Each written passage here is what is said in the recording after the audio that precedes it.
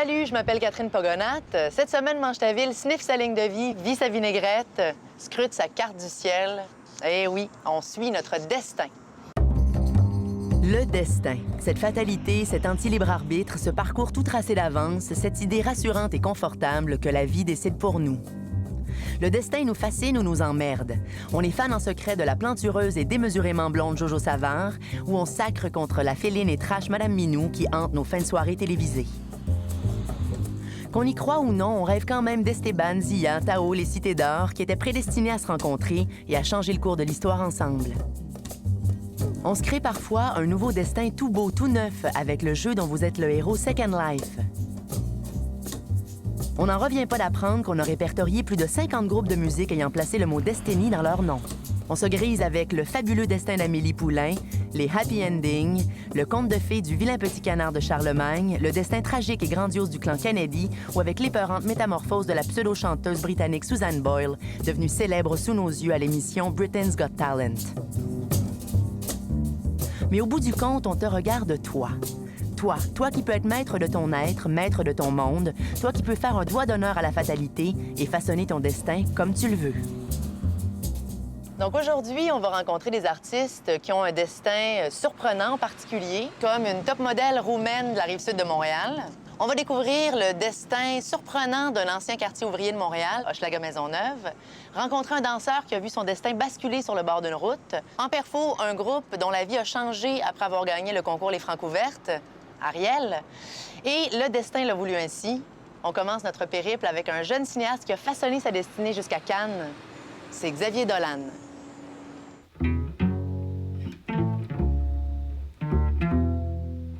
Le montage, c'est juste ici. Ouais.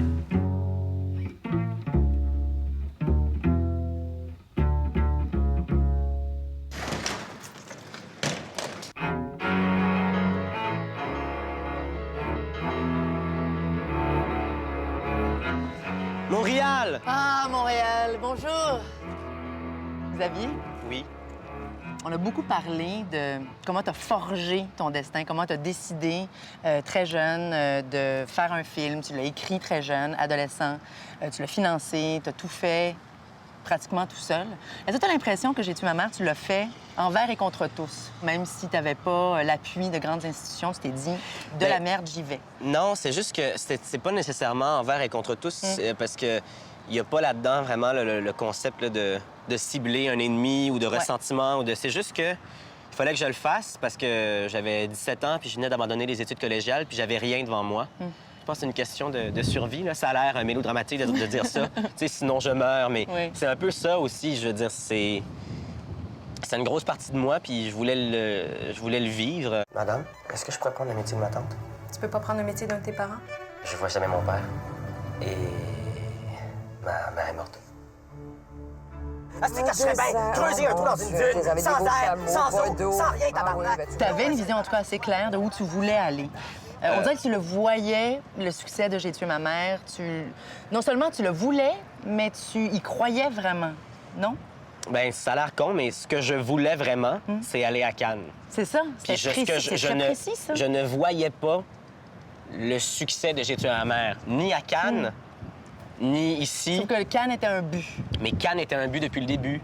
C'est pas une question de glam, c'est pas une question de fame ou de quoi que ce soit, c'est juste des gens qui ont vu beaucoup de films, des gens surtout qui ont été les témoins de toutes sortes de métamorphoses artistiques, de toutes sortes d'effervescences. C'est des gens qui étaient là en 60, c'est des gens qui étaient là quand il y a eu une espèce d'implosion. Ils ont vu l'art évoluer, progresser, régresser. Ils ont vu toutes sortes d'états d'âme d'artistes, tu sais. Puis donc, c'est très intéressant de leur proposer une œuvre puis de savoir ce qu'ils en pensent. Mais je pense que je suis pas le seul cinéaste à avoir ce rêve-là. Là. On dirait que je me sens mal parce que je me sens comme si j'étais superficiel de vouloir rêver à Cannes. Mais Chris, j'y crois pas que les cinéastes n'ont pas ce but-là aussi. Là. J'ai le goût de te demander quel genre de réalisateur tu penses être là? Je pense que le genre de réalisateur que je suis ou que je vais être, c'est plutôt au niveau du propos. Parce que j'aime parler de la différence puis de la solitude. Ça, c'est des choses dont je vais toujours parler dans mes films. Ben, c'est des thématiques intemporelles aussi. Tout le monde s'est déjà fait rejeter puis a eu un amour impossible. Oui. On sait pas, pas juste... On a été seuls. c'est pas juste un truc de poète, là, c'est un truc fréquent. Je suis la mort de la crise!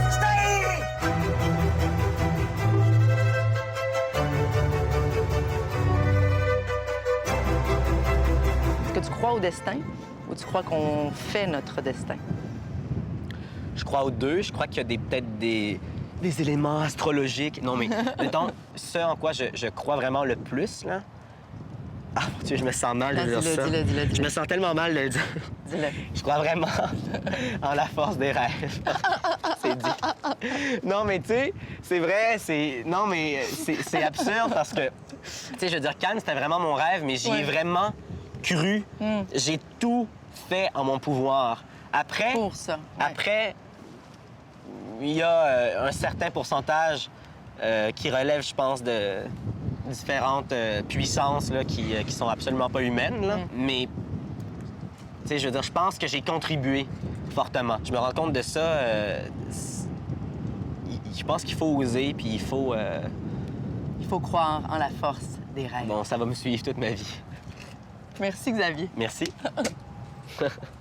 Ah non, j'aurais jamais dit C'est une belle ça. fin romantique. Ah, boy.